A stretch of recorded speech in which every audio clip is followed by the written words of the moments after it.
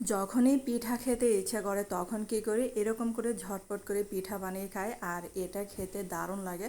তো এটা কিন্তু বাচ্চারাও অনেক পছন্দ করে। আসসালামু আলাইকুম সবাইকে। আর এখানে দেখেন আমি পুরটা রেডি করছি, তার জন্য কিছু নারকেল কোরানো দিয়ে দিলাম।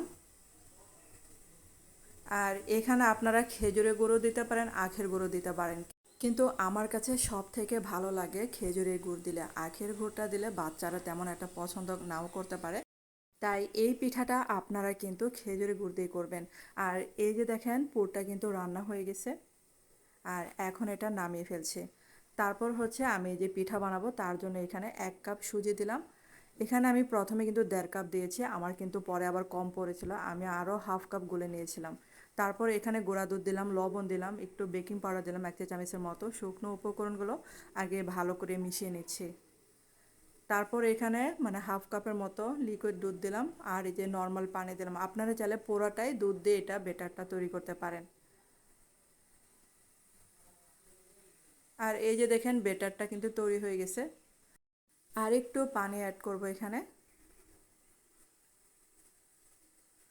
আর এই বেটারটা গুলে 5 মিনিট বা 10 মিনিটের জন্য রেস্টে রেখে দিতে পারেন। তারপর হচ্ছে একটা প্লেটে আমি আগে থেকে তেল মাখিয়ে নিয়েছিলাম, আর এখন এই যে অল্প অল্প করে বেটার দিচ্ছি প্লেটের মধ্যে। আর এখন এটার উপর দিয়ে দেব নারকেলের পুরটা তৈরি করা যায় সেটা দিয়ে দেব।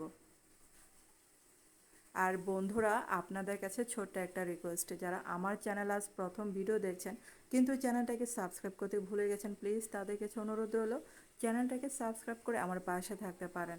আর এই যে নারিকেলের পুর কিন্তু আমি কিছু রেখে দিয়েছি। আর এই যে আমি এখানে কিন্তু বেটারটা উপর দিয়ে এরকম করে দিয়েছি, পাতলা করে দিবেন। আর আমার যেহেতু বেটার একটু কম পড়েছিল, আমি কিন্তু আরও হাফ কাপ বেটার তৈরি করে নিয়েছি। তারপরে যে হাত দিয়ে এরকম করে একটু সমান করে দেবেন। আর এখন হচ্ছে এটার উপরে কিছু নারকেল যে পুরটা রেখে দিয়েছিলাম একটু ডেকোরেশনের জন্য উপর দিয়ে দিয়ে দিলাম। আর আমার কাছে যখনই পিঠা খেতে মন চায়, মিষ্টি পিঠা বিশেষ করে, তখন কি করি এরকম করে সুজি দিয়ে পিঠা বানিয়ে খাই, খুবই ভালো লাগে। আর এগুলাকে এখন আমি স্টিম করে নিব। তো ঠান্ডা পানির মধ্যে মানে আগে আর কি স্ট্যান্ডটা বসিয়ে নিলাম। আমি কিন্তু এখনও চুলাটা অন করি নাই। তো ওই যে আমি প্লেটটা বসিয়ে দিলাম আর ঢাকনা দিয়ে ঢেকে দেবো। এটা কিন্তু সময় লাগে না রান্না হতে, এই 5 থেকে 6 মিনিটের মতো রাখলেই কিন্তু এটা হয়ে যাবে।